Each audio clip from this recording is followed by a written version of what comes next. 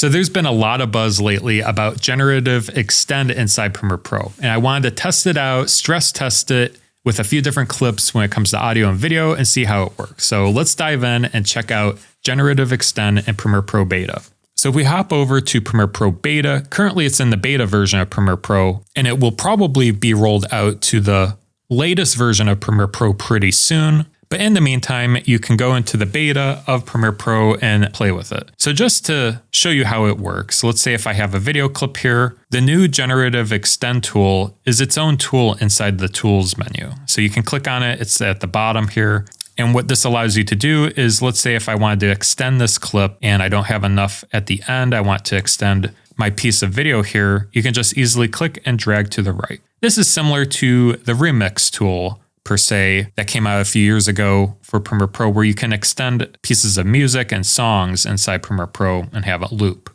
And just a few notes as this generates here, you can see it's generating. Currently, you can only use Generative Extend for video clips that are up to 1920 by 1080. You can't do 4K, 8K clips. You can't do very high resolution clips, only up to 1080p currently. And then for audio, you have to use clips that are at least 3 seconds long. So if you have a short sound effect, it's not going to work for clips that are under 3 seconds. And it also doesn't work for dialogue as well when it comes to audio. But let's see how this did here with this clip. So as you can see, once it's done, you'll see this little AI generated badge. You can click play and see how it did.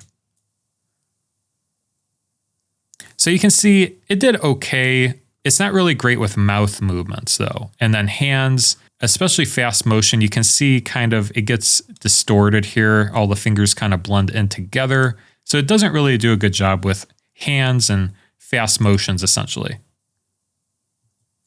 Another clip that I have is a car here. So if we click and play this back, let's see how it did with a fast moving car going down the road.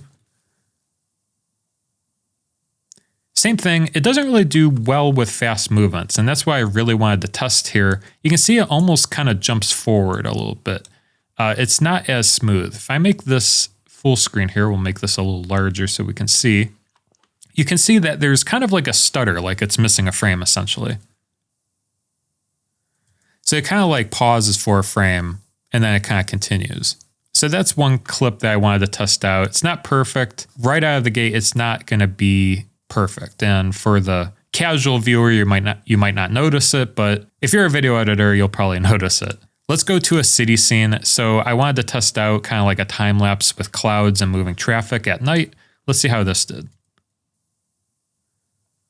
So it did okay. It kind of brightened it a little bit. And that's why I noticed using this tool is sometimes the luminosity changes, and it usually gets brighter when it goes into the AI generated section, especially since it's supposed to be night. It's not supposed to be that bright. Now it is like, it looks like at the beginning it is sunset. So, you know, it's a time lapse of like the sun setting and then it goes night, but then it kind of lightens up a little bit again. You'll also notice the details in the clouds change quite a bit. So if we take a look at the clouds, you can see it kind of blurs them a little bit, where before they're more defined, I would say, and then it kind of blurs out in the top section there. Kind of just, you know, smooth wave, almost like a silky type of pattern. But overall, it didn't do a bad job. It's just the luminosity. Once again, there is like a stutter. It almost looks like it's missing a frame or something when it goes from the original clip to the AI generated clip. But that's how it did with a city scene. Let's see how it does with a crowd. So I have a time lapse of a crowd and the camera's slowly zooming out. As you can see from this shot, let's see what it did here. So it almost looks like it actually captured the motion really well with the blur, but I mean, maybe it's a little bit too blurry. The blur doesn't really match as well. You can see that the people are more defined in the original clip, and then it's just really blurry. And ironically, it looks like the crowd gets less, like there's less people there. But that's what it did with a crowd. Now, for the people that aren't moving that much, it did a really good job keeping them kind of like there and extending that part of the clip. But that's kind of what it did when it comes to a crowd. It also stopped the camera movement. It's not really zooming out anymore at the end. All right, our last clip, I wanted to see how it did with fast motion with a person running. So this girl is running down a sidewalk here. Let's see what it did. You can see at the end, it kind of messes up her feet and legs. It does good for like a few frames, and then it kind of gets warped at the end. So once again, it doesn't really do good with fast motion. So that's how it did with video. Let me know down in the comments section if you've tried it. Now let's take a look at audio. So like I mentioned with audio, you can only do it for clips that are 3 seconds or longer. So our first clip here is a screaming crowd.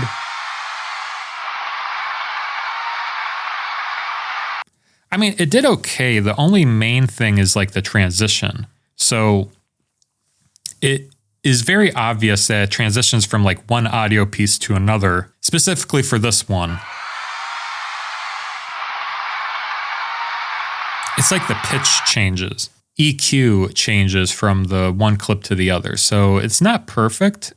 You might be able to get away with it. For me, I can notice the difference here. Another clip I wanted to try to see what it would do is fireworks, because fireworks are pretty unique. You have to understand that, you know, there's pops and then there's kind of like that explosion sound. But let's see what it generated from this.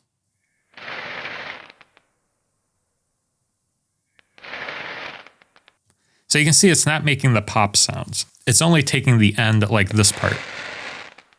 It's not actually making the pops, and it doesn't understand that the pops go before the, I don't know, the burst, or like when they explode in the sky, essentially. It's just looking at the audio. It doesn't understand that, you know, the relation of the different sounds together yet. And then the last clip here, we have some ocean waves.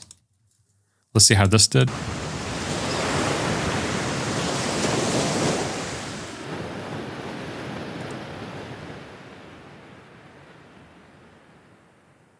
So it kind of like faded out, got a lot quieter, it seemed like. So it kind of faded out. Now it is at the end of this clip, it does kind of fade a little bit. So it kind of followed it, which is nice.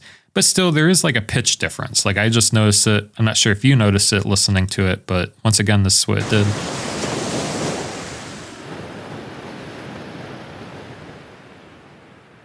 It's not bad in a pinch. This can really help out depending on your own audio clip. I feel like it's very subjective and it really depends on your own audio.